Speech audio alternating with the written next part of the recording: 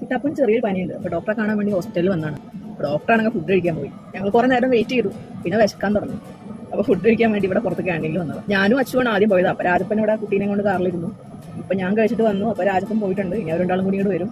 ആൾ ഇന്നലെ രാത്രി മുതൽ ഭയങ്കരമായിട്ട് കരയാണ്. അപ്പോൾ ഞങ്ങൾ സമാധാനിപ്പിക്കാൻ കുറേ നോക്കി, എന്നിട്ടൊന്നും ഏശുന്നില്ല. പിന്നെ ഇങ്ങനെ രാവിലെ ആയപ്പോൾ ചെറുതായിട്ട് പനിക്കുന്നുണ്ട്. അപ്പോൾ എനിക്ക് തോന്നുന്നു അതിൻ്റെ ആയിരിക്കും, ആൾക്ക് ഇന്നലെ ഉറങ്ങാനൊന്നും പറ്റിയിട്ടില്ല. എന്തായാലും പെട്ടെന്ന് മാറിയാൽ മതിയായിരുന്നു, അല്ലെങ്കിൽ സമാധാനം ഉണ്ടാവില്ല. അപ്പോൾ രാജു വെച്ച് ഫുഡ് കഴിച്ച് വന്നു കേട്ടോ. അങ്ങനെ ഡോക്ടറെ അടുത്തേക്ക് പോവുകയാണ്.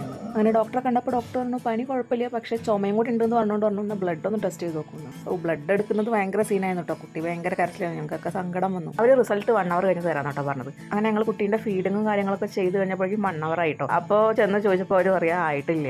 ഇവരുടെ സ്ഥിരം പരിപാടി കേട്ടോ. അവർ 1 hour എന്ന് പറയും, പക്ഷേ നമുക്ക് ഉറപ്പാണ് അത് 2 hour കഴിയുന്നു. ഇവർക്ക് ഓൾറെഡി കുട്ടിക്ക് ഗോൾഡ് എടുക്കാൻ പോകാണ്ടായിരുന്നു കേട്ടോ തിരൂര്. അപ്പോൾ റിസൾട്ട് കിട്ടാൻ ഒരുപാട് വൈകുന്നുള്ളതുകൊണ്ട് ഞങ്ങൾ ആ ടൈം ഇങ്ങനെ യൂസ് ചെയ്യാമെന്ന് വിചാരിച്ചു. അങ്ങനെ ഞങ്ങൾ തിരൂര് ഗോൾഡ് എടുക്കാൻ വന്നതാണ്. അങ്ങനെ കുട്ടിക്കുള്ള ഗോൾഡൊക്കെ എടുത്തു. ഗോൾഡ് എടുത്തപ്പോൾ അവർ ഞങ്ങൾക്ക് ഗിഫ്റ്റ് തന്നിരുന്നത്. അപ്പോൾ പോണ വഴിക്കാണ് ഞാനത് എന്താണെന്നുള്ളത് നോക്കുകയാണ്. ഹായ്, നല്ല ക്യൂട്ട് പത്രം. അങ്ങനെ തിരിച്ച് ഞങ്ങൾ ഹോസ്പിറ്റലിൽ എത്തിയിട്ടോ. അപ്പോൾ അവിടെ ഉണ്ട് മറ്റേ അനിയത്തിയും കുട്ടികളും. കുട്ടൂസിനും കുഞ്ഞൂസിനും പനിയാണ് കേട്ടോ. അപ്പോൾ അവരെ കാണിക്കാൻ വേണ്ടി വന്നതാണ്. അങ്ങനെ ഞങ്ങൾ റിസൾട്ട് കാണിച്ചു. റിസൾട്ടിൽ കുഴപ്പമൊന്നും ഉണ്ടായിരുന്നില്ല, നോർമൽ പനി തന്നെയാണ്. അങ്ങനെ ഡോക്ടർ കുട്ടിക്ക് 5 ദിവസത്തിനുള്ള മെഡിസിൻ എഴുതിയിട്ടുണ്ട് കേട്ടോ. അപ്പോൾ ഇനി മെഡിസിൻ വാങ്ങിക്കണം, വീട്ടിൽ പോകണം, അത്രയേ ഉള്ളൂ.